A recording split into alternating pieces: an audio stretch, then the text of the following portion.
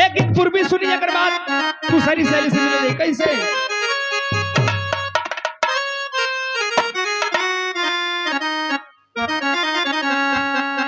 पति परदेश बनो औरत कहत के यह हमार राजा हो लगत रहुआ घर में हमार ना बीत पाई काहे से कि राउर परिवार के बोली हमरा के साहत नहीं खेबा कहत दिया बतावतिया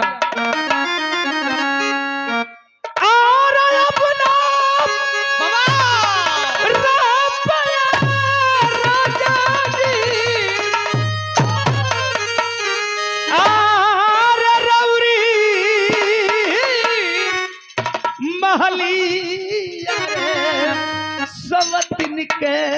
बोलिया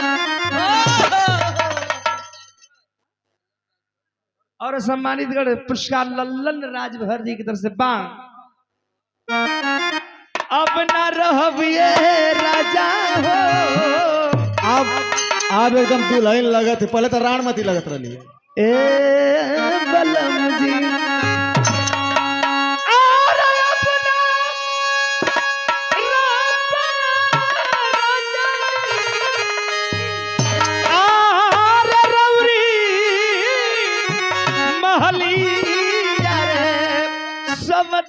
के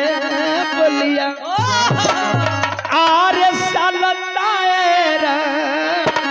सबत के बोलिया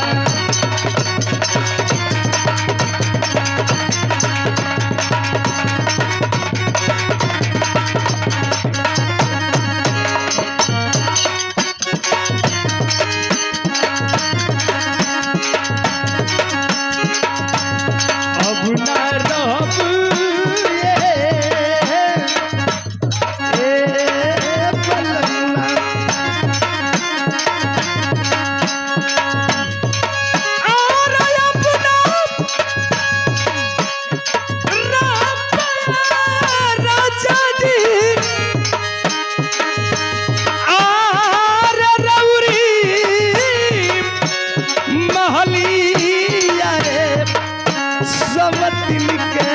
बोलिया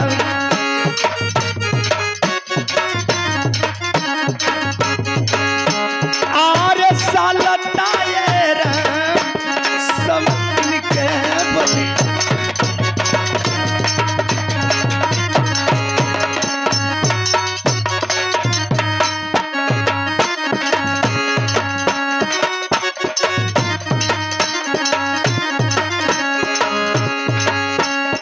औरत बतावतिया रउआ के घर में हमारा बस के बात नहीं कर रहा और ये हमारे राजेश और छोटे 20 रुपया अच्छा 51 रुपया बोल दे अच्छा 51 रुपया चला भैया और 1 रुपया पुरस्कार सम्मानित कर हमारे तीसरा चौथा पुरस्कार कैलाश डॉक्टर साहब जी की तरफ से ये पूर्वी भाव में पुरस्कार में औरत कहत दिया सोवतिन के बोली रे जैसे ए पलंगवा और सोवतिन के बोली जैसे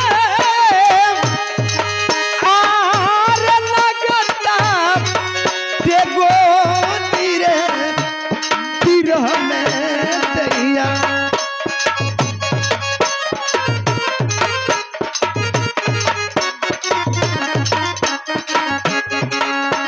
सब दिन के बोलिए हो जैसे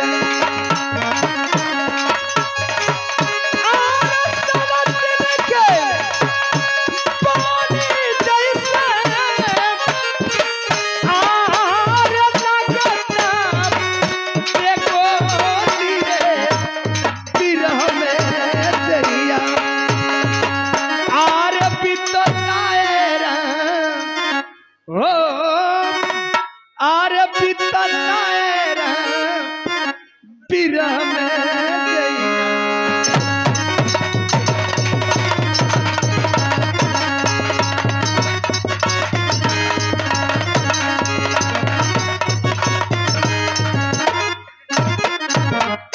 और हमारे राकेश